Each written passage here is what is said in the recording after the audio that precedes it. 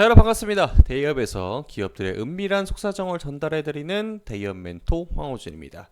자, 오늘부로 해서 이제 실적 시즌 2분기 실적 시즌이 거의 대부분의 기업들이 실적 발표를 했는데, 자, SH 또한 분기 보고서가 아닌 반기 보고서를 제출했습니다. 이 내용을 보면서 어떻게 진행이 되는지 이 부분 알아볼 건데, 업황 턴어라운드의 수혜를 이번에는 아쉽지만 못 받은 것 같습니다. 그 이유에 대해서 실적 보면서 말씀드리고, 철강업계가 전반적으로 고난의 행군 기간 동안에 대부분의 기업들은 이제 바닥을 찍고 턴어라운드 했지만 SH는 혜택을 못 받았습니다. 그 내용은 실적 보면서 얘기를 할 거고, 아직까지는 실적에 대해서 이제 개선이 안 된 친구들 왜 그랬는지, 그게 글로벌 정책에 대한 변화 여파였는지 아니면 독자적인 기업에 대한 문제였는지 이 부분 한번 알아보도록 하겠습니다. 자, 바로 요겁니다. 여러분들이 보여야 될 내용은 여기 좌측에 있는 내용을 보시면 되거든요. 근데 이걸 어떻게 보느냐 참 어려우실 거예요, 초반에는. 자, 근데 걱정할 거 없습니다. 여러분들 저랑 같이 하면은 쉬울 거예요.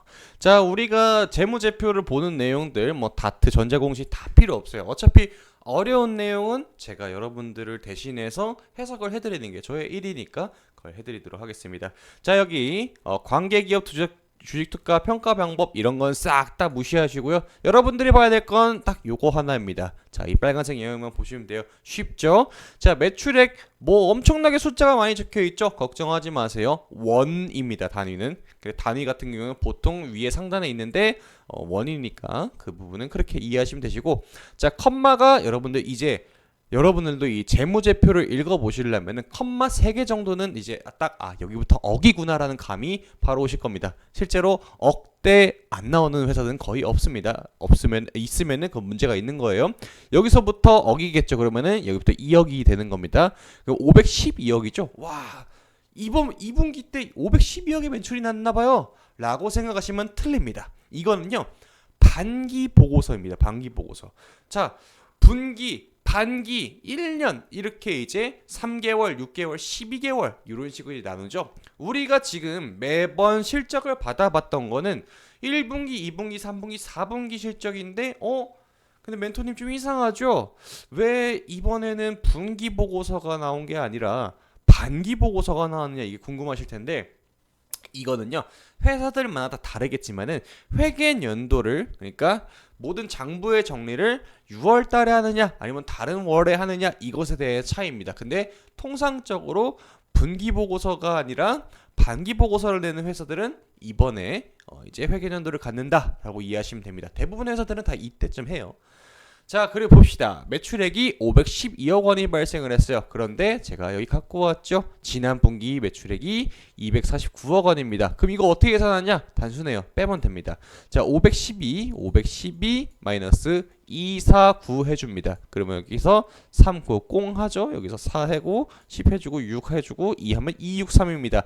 자, 지난 매출액 대비했을 때 성장을 했네요. 근데 중요한 거 뭐죠? 영업이익이 될 거예요. 영업이익이 마이너스 14억 적자를 기록을 했습니다.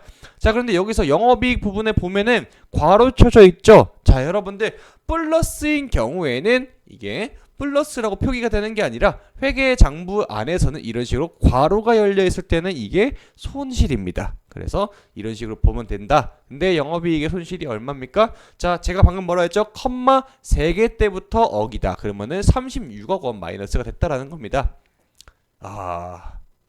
영업이익의 손실이 늘어났어요. 그럼 얼마만큼 2분기 때 손실이 났느냐? 이거 빼주면 되겠죠.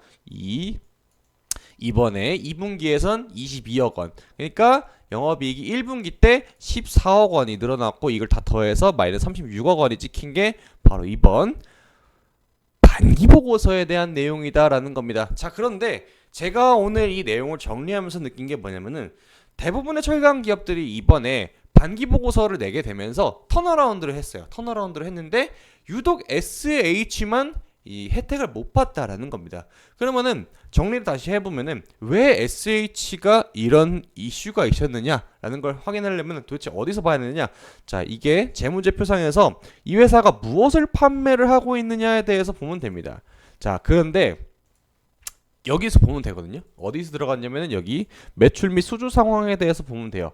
근데 여기 제품 자체가 주석도금 강판 BP 코일을 판매한다고 했잖아요. 이게 그냥 뭔지 어려우실 텐데 그냥 단순 쇠덩이라고 생각하시면 됩니다.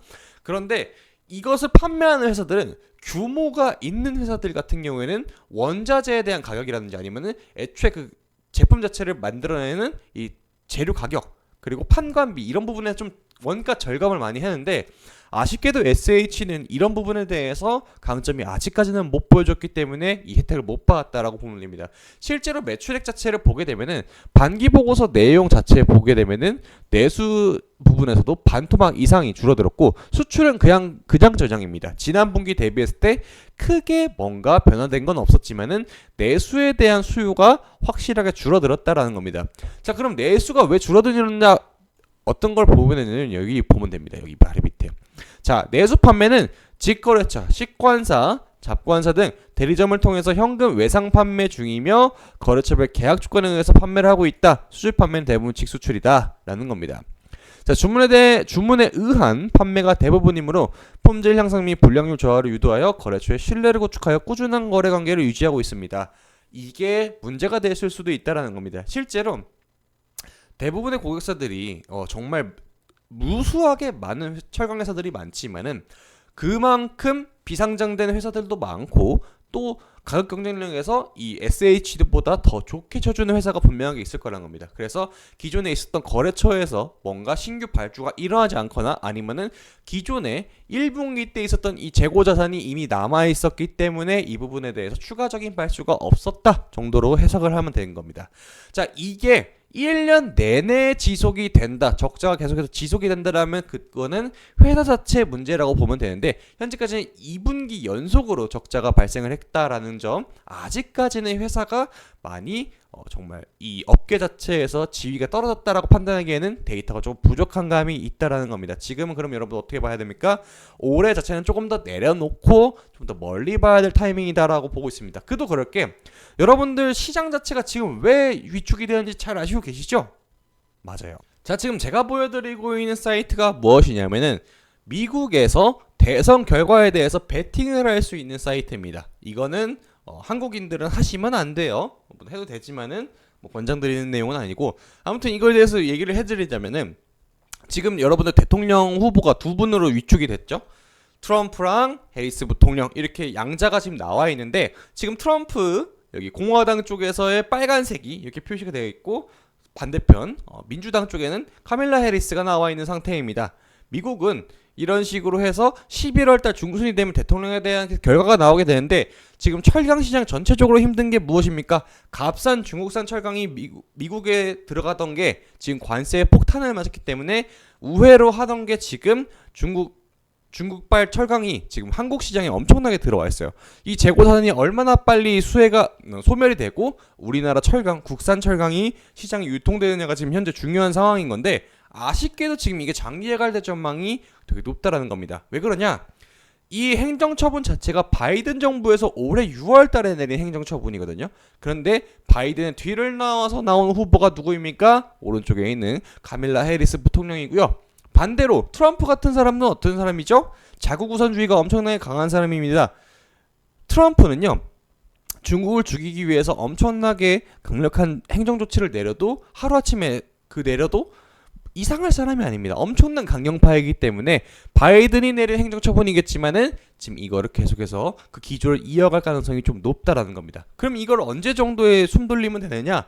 철강업계는 아쉽지만은 확실한 턴어라운드에 대한 데이터가 올해 계속해서 쌓아 나가야 되고 내년이 되었을 때 대통령이 다 나오고 나서 행정명령이라든지 아니면은 중요한 정책에 대해서 발표하는 내년에 신년사 때 한번 노려봐야 되지 않나 라고 생각을 하고 있습니다. 자, 다음번 영상에는 조금 더 재미있고 흥미로운 주제로 찾아뵙도록 하겠습니다. 여러분들 시청해주셔서 감사합니다.